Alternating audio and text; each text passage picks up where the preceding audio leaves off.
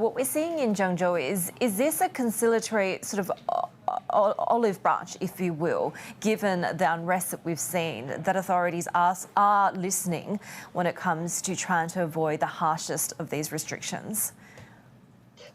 I don't think that it's a response to the protests from local officials there. I think it is them attempting to do what Beijing has ordered them to do. And you did have that reinforcement from the top health bureaucrats yesterday in the capital that they need to be more targeted, that they need to be less destructive with their COVID curves. The problem is they said that just over 2 weeks ago. Cities tried to dial back, do less testing. Zhengzhou was among them. But they found that COVID cases surged again, and then they had to sort of deploy more of these sweeping, broader lockdowns. This doesn't mean an end to lockdowns in China. It doesn't mean an end to restrictions.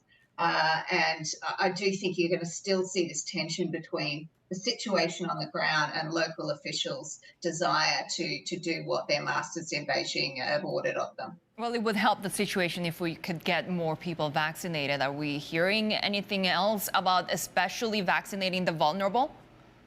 Yeah, I mean, I think it was a positive sign that they addressed this quite directly, the gap, particularly for elderly vaccination in China. China approached elderly vaccination pretty much the reverse to the West.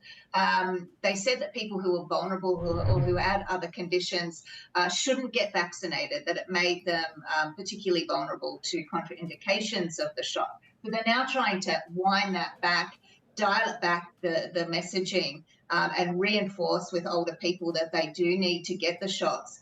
They stopped short of a mandate, which we saw in a lot of Western countries, of course, about a year ago, and which was very helpful in getting vaccination rates up above 90% across populations. But they did say that older people will have to provide a reason for why they aren't getting vaccinated or aren't getting boosted.